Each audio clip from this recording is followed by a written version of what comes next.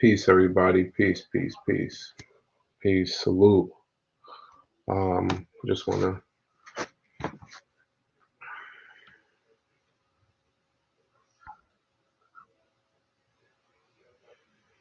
Just wanna get something up real quick. Let me just change something. Hope everybody's having a good day, a good week. Uh, Definitely trying to give you guys some information. Hmm.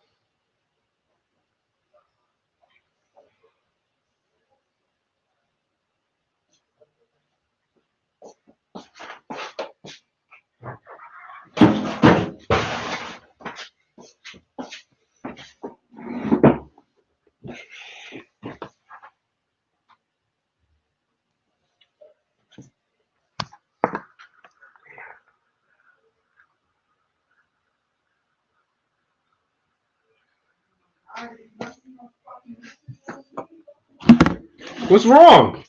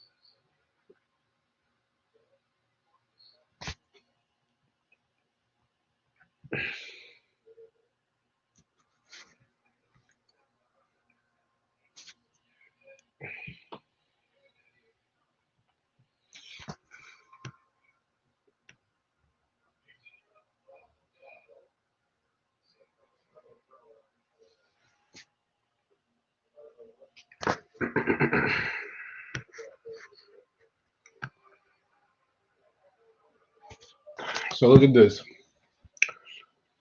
Federal Rule of Criminal Procedure 35B permits a court, upon the government's motion, to impose a new reduced sentence that takes into account post sentencing substantial assistance, and that new sentence may go below the recommended guideline. So, what this is basically saying to you is that with a 35, right? With a 35, you're pretty much already sentenced with a 35. With a Rule 35, you're already incarcerated, you're inside already. And this Rule 35 allows you to go to your attorney, and you go to your attorney and you tell your attorney, hey, listen, I have some information for the government. I'm willing to turn it over. Okay, cool, no problem. So now you're already sentenced in the federal prison. And then you go to your lawyer and say, I have information. If you're fighting your case, they give you the 5K.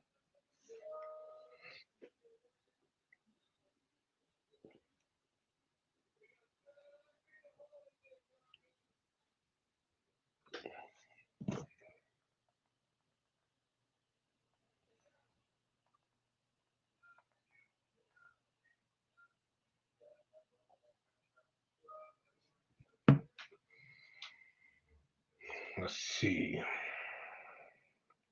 Let's see. Where are we at?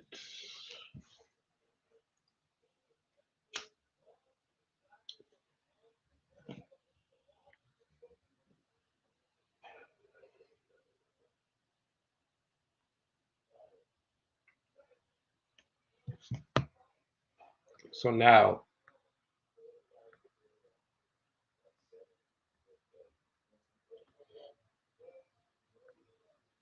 you have this 5K1 letter. It's totally different. The 5K1 letter, Section 5K 1.1 of the Federal Sentencing Guidelines, allows judges to reduce a defendant's sentence if the defendant has provided substantial assistance in the investigation or prosecution of another person who has committed an offense. However, the judge will consider the departure only, only will he consider this upon the motion of the government. So now the judge has the opportunity to sit down and speak with the actual agents involved in the case, whatever, the FBI, more than likely, DEA. The judge will sit down and talk to them. Hey, what do you guys have? What do you guys think? Do you think we should grant him this 5K1 motion? Will this hurt us in the long run or help us? And once the judge comes to that conclusion, okay, cool. The government must file a motion stating that you have rendered substantial assistance in prosecuting another person. Do you understand? Basically, it's almost like an intern. It's almost like an intern position to be a snitch. You hear what they say? We will grant you this 5K1 letter. Basically, you wrote us this letter saying that you want to include information, but you have to guarantee us enough evidence that we can prosecute whoever it is that you're giving up information on. It can't just be no mediocre. We got to have solid, concrete evidence. And that's what the 5K1 is saying. The motion is made in the form of a letter submitted to the judge, typically referred to as a 5K1 letter or a 5K1 motion. The judge's discretion and substantial assistance. The 5K1 letter is merely the prosecution's recommendation. So the letter is only the recommendation. That's all the letter is. Letter is a recommendation, right? And with that recommendation, it's only recommended that a sentence be reduced. The decision will ultimately be made by the judge. There's several factors that the judge has to consider, right? A significance and usefulness of your assistance, the truth and accuracy of the information that you provided, the nature and extent of your assistance, how far you're willing to go in order to get this person prosecuted, whether you suffered any injury or risk of harm as a result of your assistance. You see, that ties into what the last thing is, the nature and your extent of existence. They're like, okay, cool. You want to get out of jail or you want to reduce sentence. How far are you willing to go? Are you willing to wire yourself up while you're incarcerated and get wiretaps on other inmates? Like, who knows? These are the things you have to think of because you got to remember the jail floors in the federal penitentiary are wired. It, you're on the dance floor, you're on the visitor floor. These conversations is tapped. State prison, tapped. If they want a wire or audio recording of conversation, it's quiet for you. It's quiet for you. The phone lines, tapped. They listening to the conversations. This is Global Tel Link with a call from such and such, an inmate at Groveland Correctional Facility, a New York State correctional facility. This, do you understand? This call may be monitored. They tell you in the beginning of the conversation. You have no secrecy at all. You have no secrecy at all, right? The factors contained in the guidelines are not exhaustive. Rather, they are intended to answer the question of whether you provided substantial assistance to the prosecution. The judge will also consider the prosecution's evaluation of the assistance provided, but again, the judge is not obligated to take their evaluation as a sole determinative factor. It's also important to note the 5K1 letter should be filed only if you assisted in the prosecution of another person who committed a crime. This could include another person who was involved in the same incident that gave rise to your charges, such as a co-conspirator. It could also include another person who was involved in another completely unrelated crime. That said, cooperating with authorities regarding your own charges does not entitle you to a 5K1 reduction in your sentence. This is it. They lay everything out right here for you. Okay, so let's get to this one right here because I think this one's a little bit interesting. Yeah, I think this is very interesting. So you got the 35B, 35B, right? Okay, so this is the United States Sentencing Commission. All right, United States Sentencing Commission. This is the use of federal rule of criminal procedure for the entire country. This is the entire country.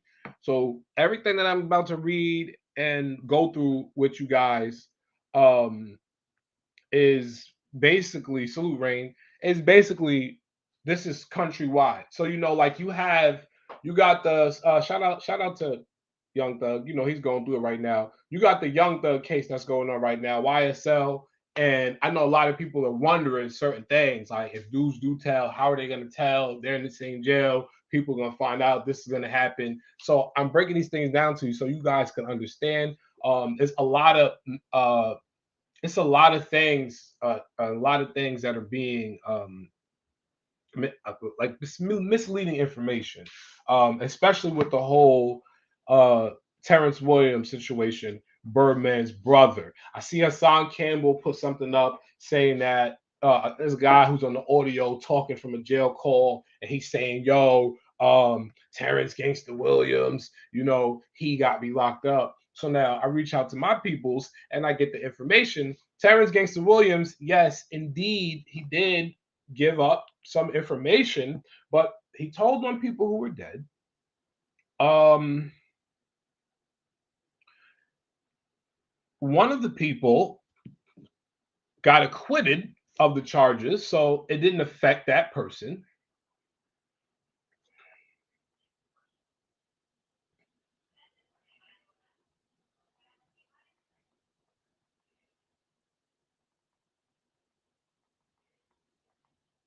Pardon me, I have someone shooting me stuff right now. He's talking to me right now about Hassan Campbell. Like, listen, bro, Hassan Campbell's got paperwork out right now. I'm sorry, Hassan Campbell doesn't have paperwork out, but he has told on a few people. This is my brother. It's Queens. Queens get the money. So Queens get the money. Said he killed his friends that he told on, Terrence Williams, and the other dude was acquitted, so he couldn't be charged again. He played a cold game, but you can't tell. So just reading these messages right now. You understand? And he's telling me, hey, listen, Hassan told on a few people, but you're not going to find the paperwork. You're not going to find the paperwork. There's no paperwork. And Hassan Campbell will tell you himself, oh, that situation where people are saying that I did this and I told, there's no paperwork. You can't find no paperwork, so I didn't do it. And that's what people are going by. And that's another way the government is tricking people. That's another way. That's another way the government is tricking people into thinking that there has to be paperwork out in order for you to believe that this information is credible or not.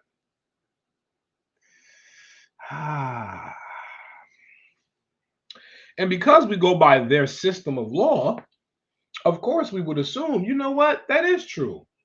If you do this or you do that, it has to be documented.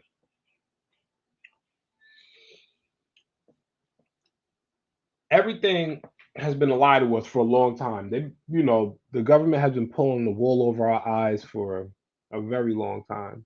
So when I hear somebody tell me, "Hey, yeah, this person did this, but there's no documents," you're not going to find nothing, right? That leads me to believe that the person is even deeper involved with the government than I thought they were originally. Because if there's an incident that happened and you're admitting to an incident, but you're not saying that, you're saying, yeah, I got into an incident with them, but I ain't never telling nobody. Ain't no paperwork out. Nothing. No court documents, nothing. But you openly talking about it though. Is it murder? It's past the statute of limitation. You understand? Because there's no statute of limitations on murder, rape. There's no statute of limitations on that. So it's like, I don't know. It's very is you have to read between these bylaws. You gotta read between the lines of everything, and more importantly, just pay attention, man. Just pay attention. But let me break this down for y'all. So, um, offenders who cooperate, right? Offenders who cooperate with the government in its efforts to prosecute others can receive credit for their substantial assistance in at least two ways. The most common is a 5K1, and here is if granted, the court may impose a sentence below the advisory guideline range, and if accompanied by a motion to pursuant 18 USC 3553 below an otherwise applicable mandatory minimum penalty. Offenders may also receive credit for substantial assistance after they have been sentenced. Federal Rule of Criminal Procedure 35.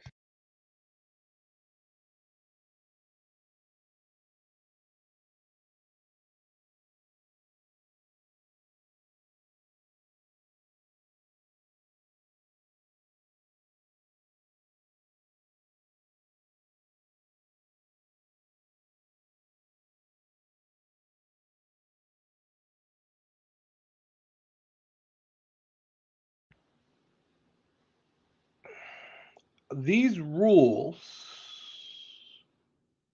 in most respects, are identical to the 5K1, as both require substantial assistance and both require a government motion. The only significant difference between the two types of motions for federal informants, the only significant difference, Rule 35 motions are made after the original sentencing and so require a resentence if guaranteed, right? And 5K1s are made before sentencing and are granted at the time of the original sentence. For instance, Mr. Snitch 9, Mr. Hatashi, right? He gets into a situation with these people. They promise him all these things. They promise him protection. They tell him they're his friends, whatever, whatever, whatever, right? He feels the pressure. He The feds come on him, wrap everybody up. He feels the pressure. So what does he do? You know what? Before I even get a chance, before they even start throwing numbers at me, let me speak to my lawyer and tell my lawyer I know everything. Because and that's basically what happens. That's basically what happens before I get to a judge and they get to talking about how much time they trying to hit me with. Let me just start telling them. And that's exactly what happens with the 5K1. With the 5K1, you're not trying to go to jail. So what are people doing? They're saying, hey, you write a judge this letter. Tell the judge, listen, I got information on the.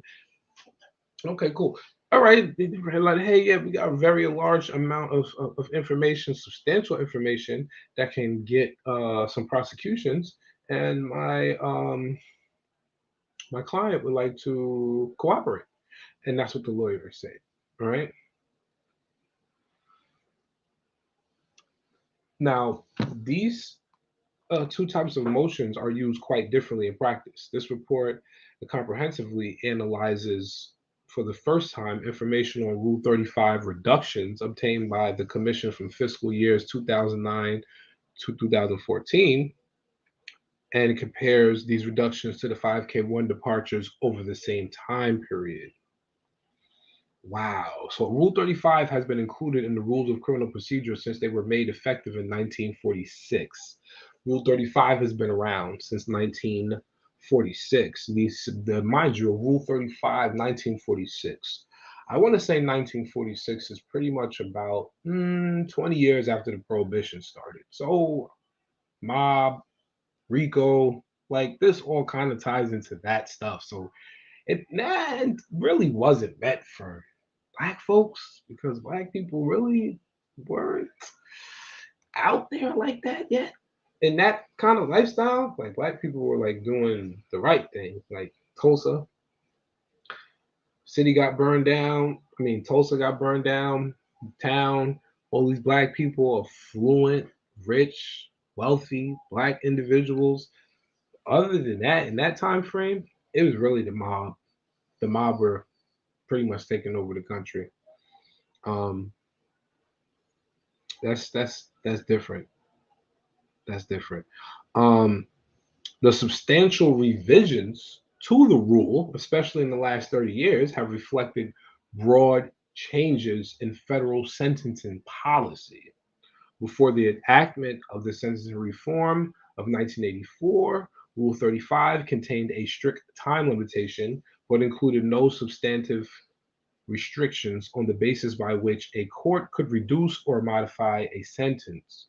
Indeed, the concept of substantial assistance was not mentioned in the rule. As one court explained, a motion pursuant to Rule 35 was essentially a plea for leniency, which offered the sentencing court an opportunity to temper its original sentence when presented with considerations appealing to its compassion. The Sentencing Reform Act modified the rule's language so that courts could only lower a sentence to reflect a defendant's subsequent substantial assistance in the investigation or prosecution of another person. So look at this. They what they did was it went from a Rule 35 originally federally, a Rule 35 was just only for leniency. You would put in a Rule 35 for leniency, right? But what they did was they adjusted the Rule 35, right? They adjusted it in 1984, right? Still mob area, still mob era. They adjusted it in 84 so that way it's not just based upon leniency, but leniency if met with proper assistance that led to a prosecution.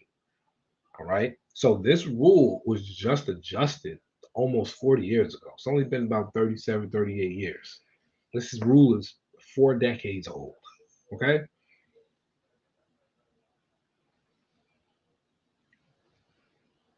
So this is a lot, man. This is insane. So now you gotta ask yourself, right? If now the feds are prosecuting crimes from 10 years, 15 years, 20, they're going back. The feds are going back like years to prosecute people. You would want to think that some of these people that we watch and we see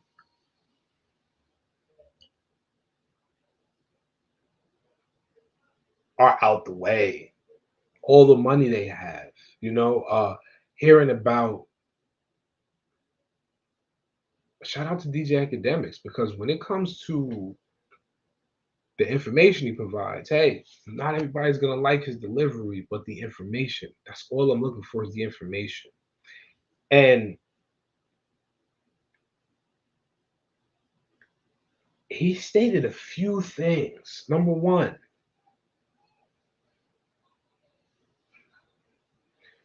the feds told 6ix9ine, we don't care about none of your old, we don't care about nothing that you got going on. We want Jay Prince. That's crazy. That's dangerous. We want him, and they still haven't been able to get him. Who's to say that they're not close? Do you understand how dangerous that is? The feds have been investigating Yo Gotti's death. They want to know, the police want to know what's going on. Do you understand how close the feds are to state crimes now? How Young Thug, right? Shout out to Young Thug. How Young Thug is literally fighting a case where he was being investigated. Young Thug was being investigated. He's just turned 30. They've been investigating him for almost 8 to 10 years now. Do you know how crazy that they started the investigate? Let's look this up. They started the investigation on Thug 2014, 2013. Dude, that's insane. They started the investigation on him early 2012, 2013. They just grabbed him 2022 this year, but they were watching him that whole time.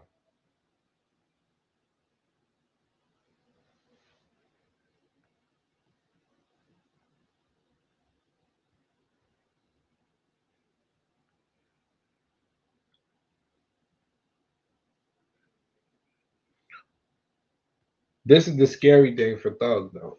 If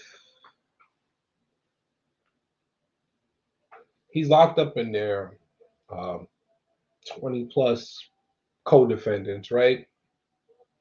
You already have people who are cooperating. Who's to say also that after this is tried, that they won't try to take things federally, right?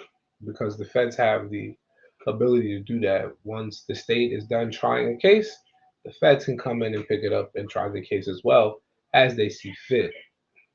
Right or wrong, however we feel, whether we feel it's right or wrong, double jeopardy, it's the land of the law, and this is where it's the law of the land, pardon me, and this is where we live in the United States. But imagine, like I said, he just turned 30. He got 20 plus co-defendants in there with him, and people are already cooperating. You could imagine what type of deals that these people already worked out, and he doesn't even, like he doesn't. It's just him, and it's crazy because they they're holding everybody with the hope that they can try everyone in the YSL case. They want to try all of them at once. They don't want to. They want to get everybody in the courtroom at once, and they want to hand down the sentence to all of them. But here's the problem. Gunner doesn't seem like he has much evidence that's holding up against him. Small pieces of evidence that's holding up against Gunner to where these people may say, you know what,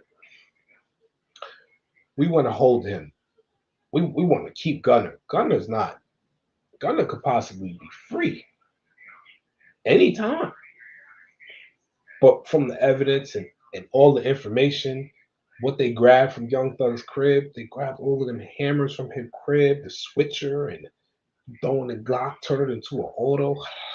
Like it's a lot. You understand? So salute Tupac, salute. Like it's just a lot. So you got to think like the feds, state, Ricos, 501ks. Yeah, 51ks, Rule 35's, 5K1s. This is all dangerous stuff because now, okay, like I said with Young, imagine you get locked up. They hand you a sentence, right? They say, yo, here, we'll give you 10 years. We'll give you 10 years. You say, okay, cool, I'll take 10. Who knows? In your head, you probably like, damn, whew, I hope they ain't give me for that other shit. Listen, because I know the feeling.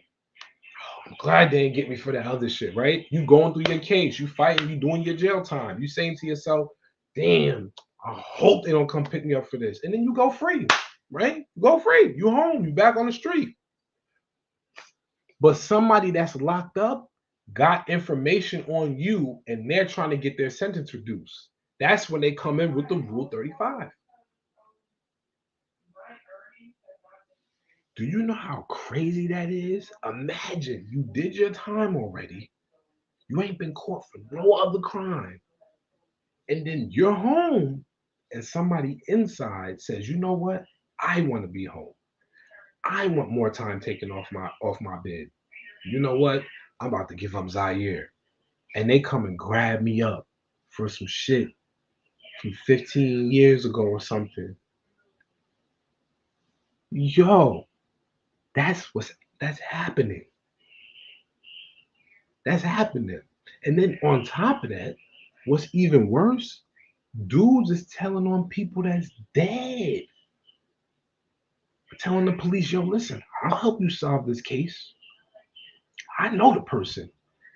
That's what allegedly Terrence Gangster Williams did. Allegedly. We're going to say allegedly because I don't want to accuse nobody of nothing unless I'm reading this paperwork out in front of y'all. But yes, this is him right here in the middle. Terrence Williams. This is Birdman's brother. Birdman's brother did a bid. Terrence, he told. He told on some dead folks, told on a few people.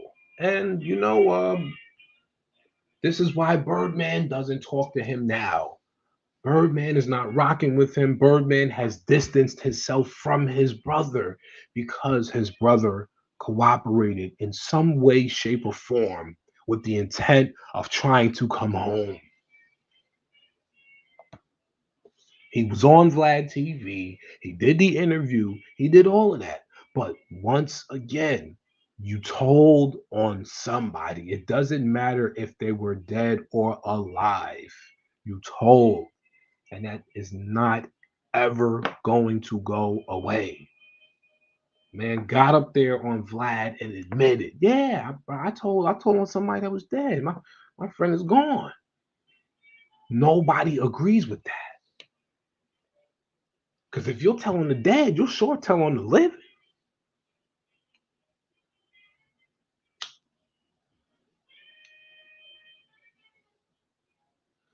If you'll tell on the dead, you will tell on the living.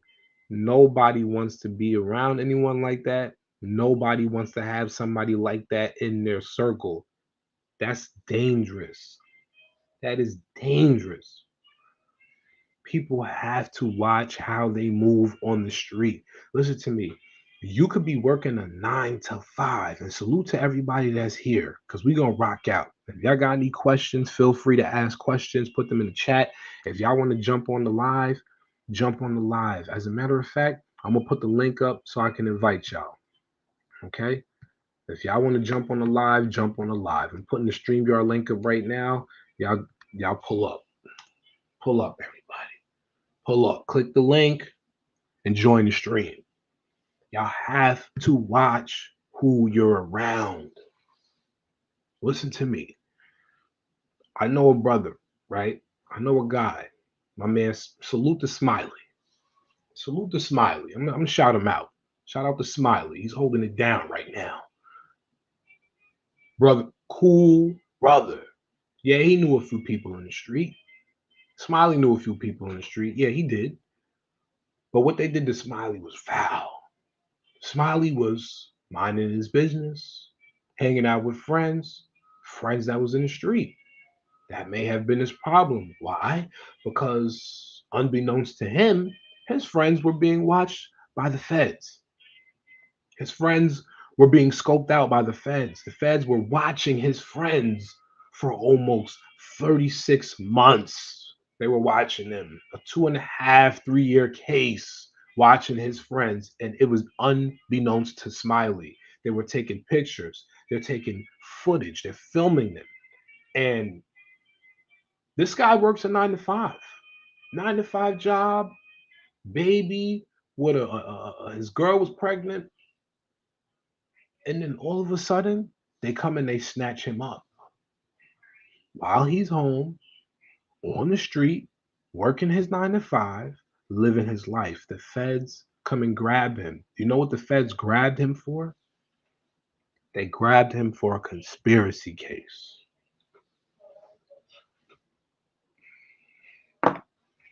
There are thousands and thousands of individuals who get snatched up for conspiracy cases and they do not live the street life. Do you know how easy it is to get yourself wrapped up in a conspiracy and you don't live that life. Let's clarify that. Not everybody that's incarcerated is about the street life. Let's be clear. Let's be clear. There's a lot of people who are in prison who don't belong there.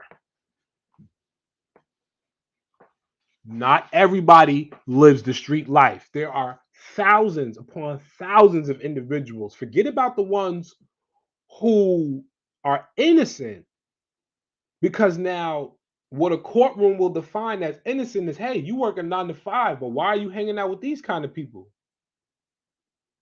Why would you be associated with these kind of people if you a family man and you have a wife and you have kids? Why would you associate yourself with these people? This is how the courtroom is looking at you. This is how the jurors is looking at you. This is why it's hard. And black people have to understand that language. We have to learn to not be afraid to be vulnerable in certain situations so that way we can understand and see through things, because we are so caught up on this color thing, this black and this white thing. When we get in that courtroom and the judge is talking to you and they speak in certain lingo, you don't understand what they saying. When they asking you, do you have liquid assets? Do you have this? Do you have collateral to put up? And you don't understand. You like, what? What are you talking about? Liquid? Liquid what? You have house, you got bearer bonds, you got anything right now that we can liquidate so we can put this towards just in case you need a bond. Once they see you ain't even got that, oh, it's quiet for you. You staying in here. We about to make money off of you. And now this is the crazy thing. It's either they're gonna make money off of you by keeping you in there and making you work, or they're gonna make money off of you because you got money and you gonna put that money up for your freedom. Either way, we gonna tax you, nigga. Either way, we taxing. But this is what I'm saying. Everybody that's in there is not there because they were a part of the crime they're accused for. There's really people who had 9 to 5s, people who were working, going to school, living their life, minding their business, who got snatched because some of the friends that they have on a weekly, day to day basis are involved in the street life. And because you knowingly allow yourself to be around these individuals, knowing that the life that they live is not parallel to yours, this is why the courtroom and the jurors and the prosecutors are going to look at you and say, we don't feel bad for you because you knowingly associated yourself with a person that is involved in criminal activity. And this is how they are getting a lot of people. They're getting a lot of people like that. For instance, right? Let's take a federal conspiracy case, right? Salute, Rain. Let's take a federal conspiracy case, for instance, right? So let's say my homeboy, let's say Smiley, for instance. Let's say now, mind you, Smiley been in the feds for a few years now. He been there for a few years now, so he's standing tall. He's holding it down. But let's just say him, for instance, right? He had a pretty fairly newborn baby. I want to say about maybe 8 months. Let's say a year old, right? He has a year-old baby. His girl gets pregnant. What if he decided to go in there knowing that he was working, minding his business, and he wasn't doing nothing that they're accusing him of? But what if he decided to go in there and say, you know what? I'll do a five. I'll do a 5K1 to the judge. Does Smiley have that option, even as a person fighting a conspiracy? Yes, he has that option. He has that option because if he's not committing any of the violence, that's one thing with the 5K1s, Rule 35's. I believe it's the Rule 35's more so. 5K1s may also, but you violence, they're trying to say violence is not a part of it, but I don't believe that. I believe that the federal government, even with bodies, the federal government will give you a Rule 35. I mean, come on. after your sentence. They're looking for more information. Hey, you could have killed 2 or 3 people. Meaningless. They're probably like, okay, yeah, they're bodies. You're a murderer. We got to lock you up. But you might know where 5 bodies are. And those 5 bodies might be way more important to their case as federal prosecutors versus the 3 people you killed. Do I think, as a law abiding citizen, that the federal government would not give a person the opportunity to slide out from those 3 bodies if they could give them 5 other? I know they will. That's the feds. This is these are the same individuals, right? Let's just go down a little trip to memory lane.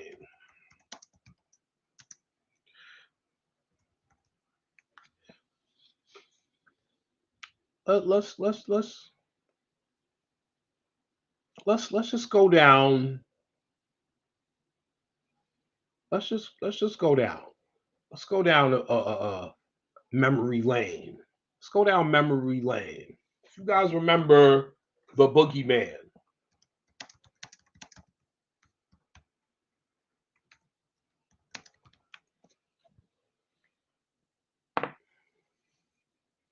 let's talk about him,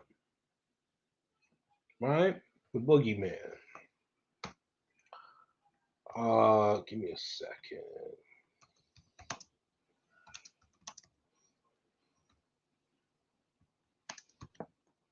Give me a second.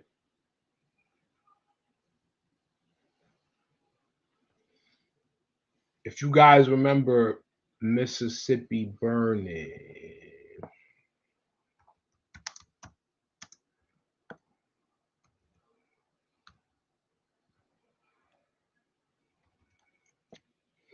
you guys remember Mississippi Burning, Mississippi Burning, the feds gave this mobster 20,000, 15, $20,000. And they told him, this town was burned up. This town was burned up in Mississippi, really bad. And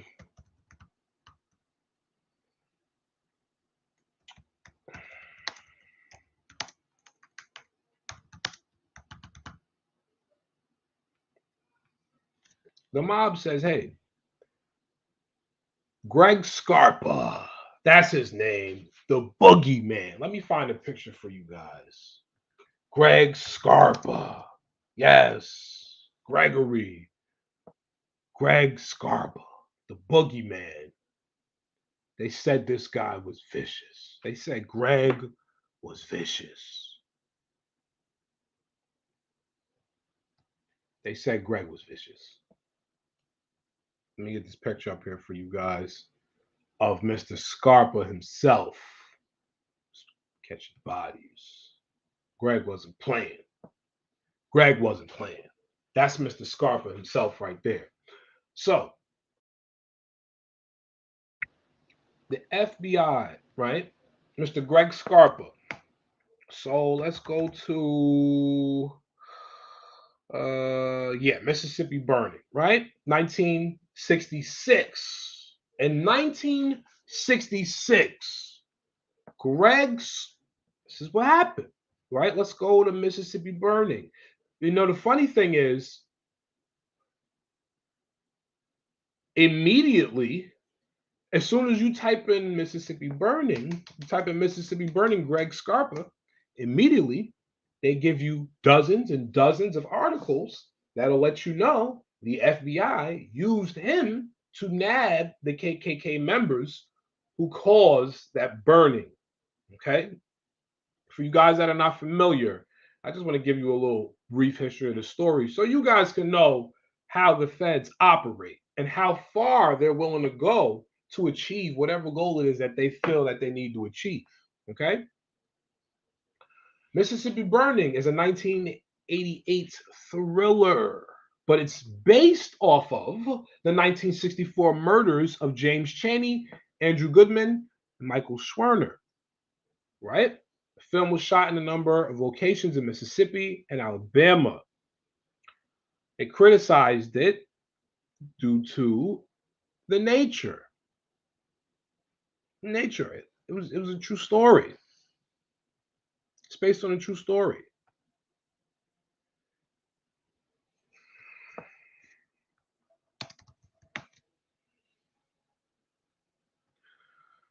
So the KKK was in a murderous mood. June 1964, the start of Freedom Summer, a massive 3-month initiative to register Southern blacks to vote, and a direct response to the Klan's own campaign of fear and intimidation.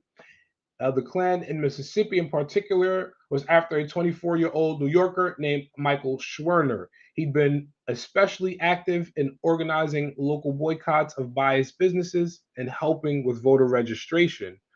On June 16th, acting on a tip, a mob of armed KKK members descended on a local church meeting looking for Schwerner. He wasn't there. They torched the church and beat the churchgoers. The Klan missed its target, but the trap was set. On June 20th, Schwerner and two fellow volunteers, James Chaney and Andrew Goodman, headed south to investigate the fire. The next afternoon, they interviewed several witnesses and went to meet with the fellow activists. The events that follow, outlined here, would stun you. Okay? They give you a whole chain of events of how these people give it up. Right? 5 p.m., the 21st, after driving into Philadelphia, Mississippi, the three civil rights workers were arrested by a sheriff. At 10:30 that same day, Chaney, Goodman, and Schwerner were released and drove off in the direction of Meridian in a blue station wagon by preordained plain KKK members following. And they were never heard from again. Okay? Show you a picture of these gentlemen so you can see for yourself.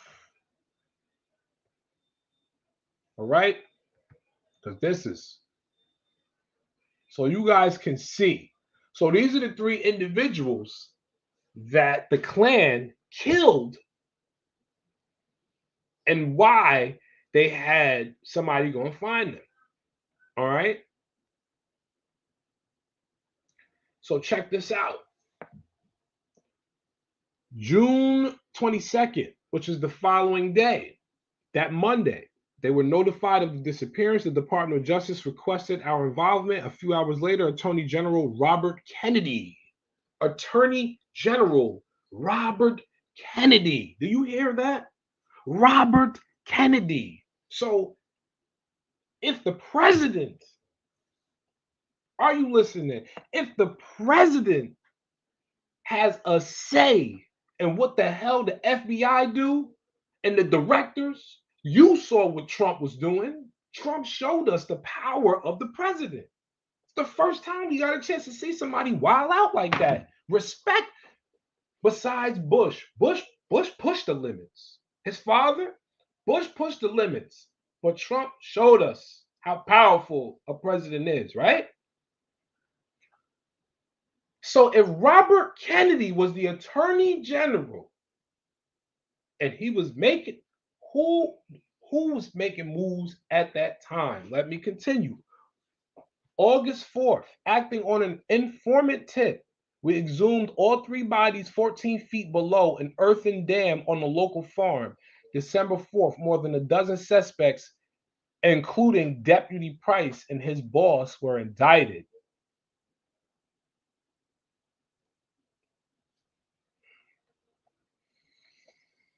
Now check this out. This is how you flex it though, right? Now check this out. Here we go.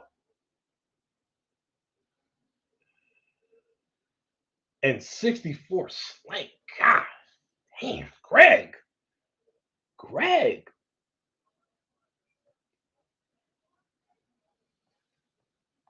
So the FBI used Greg Scarpa. They sent Greg Scarpa down to Mississippi with an amount of cash, somewhere between 15 to 20,000. They sent him down there with guns and ammo, and they told him, "We need you to find out who killed these people and burned down that church."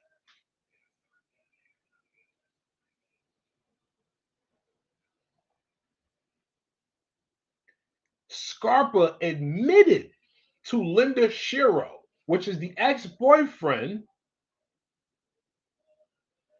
Linda Shiro is Greg's ex-girlfriend. Said Greg was recruited by the FBI to find the volunteers. He told her personally he put a gun in their Klansman's mouth and forced him to reveal the whereabouts of the victims. The FBI has never acknowledged Scarpa, nicknamed the Grim Reaper. The Bureau they didn't want to admit that. Understand? I'm going to tell you why the FBI didn't want to admit that they sent Greg Scarpa to go and kill those people. Why?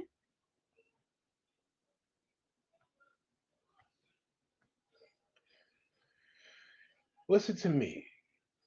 Greg Scarpa. Let me show you a picture of Greg. Oh my God. This is Greg around that time. Let me show you a picture of Greg Scarpa around that time. This is Greg at his outside of his Staten Island home. This is Greg Scarpa outside his Staten Island home.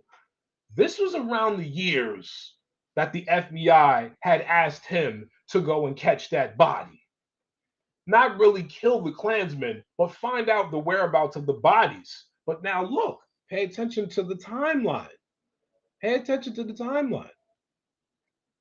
They were able to find the bodies immediately. They found the bodies immediately.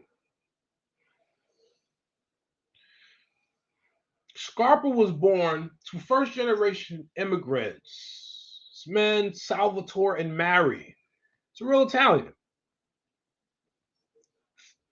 Summer of 1964, according to the Shiro and other sources, the FBI agents in Mississippi recruited Scarpa to help them find missing civil rights workers Andrew Goodman, James Chaney, and Michael Schwerner. Now, this is something you can go and find on Wikipedia. So this information is public. This is not like it's not like they can hide it. This is another thing too about technology. We come across so much documents and information, videos of things where people are opening up our minds to question a lot of the things that we normally think are normal or just regular, and it's not, and it's not. And technology helps that because it says, hey, instead of me just talking to you, you can actually go and look at it. And that's the beautiful part about it, right? The FBI was convinced the three men had been murdered, but could not find their bodies. The agents thought that Scarpa, using illegal interrogation techniques not available to agents, might succeed at gaining this information. So check that out, right? There's no way they could walk into a courtroom and say, hey, Your Honor, my agent tortured this person, tortured that person, and we got the information. No, no, no. Mm-mm. You can't admit to that. You cannot go in there and sit in front of no courtroom, no matter how much of a heinous, violent criminal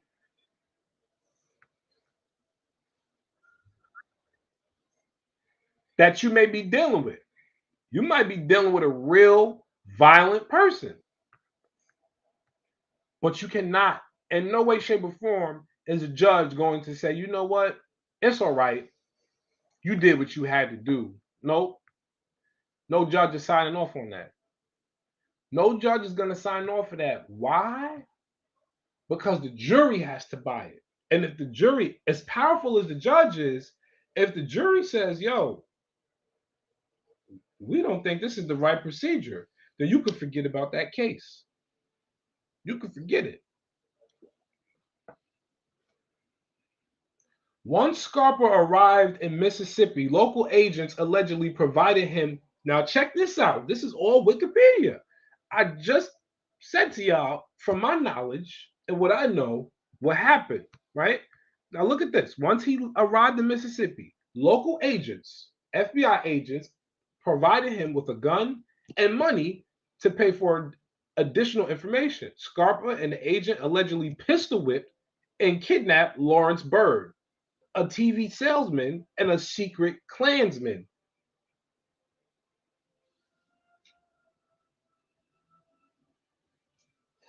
But this the crazy part.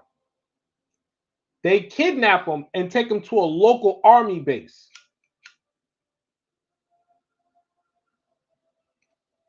The FBI agent and Greg Scarp pistol whip him, kidnap him, and take him to a local army base.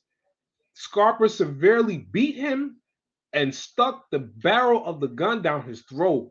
He finally revealed to Scarpa the location of the three men's bodies.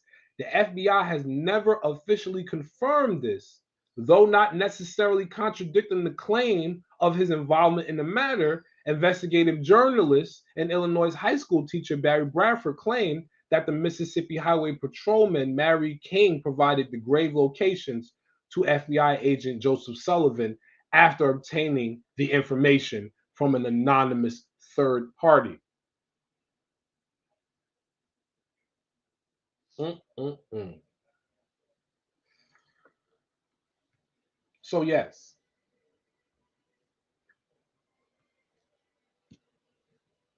5K1s, Rule 35's. I feel that not only the people who are playing the street are faced with these, but people who are 9 to 5ers, working, minding their business, who are knowingly and unknowingly around friends who are part of the criminal world, the criminal lifestyle, day in and day out. I feel they're trying a lot of these people, and this is what is tipping the scales where we can't differentiate. A lot of people can't separate. They don't understand it.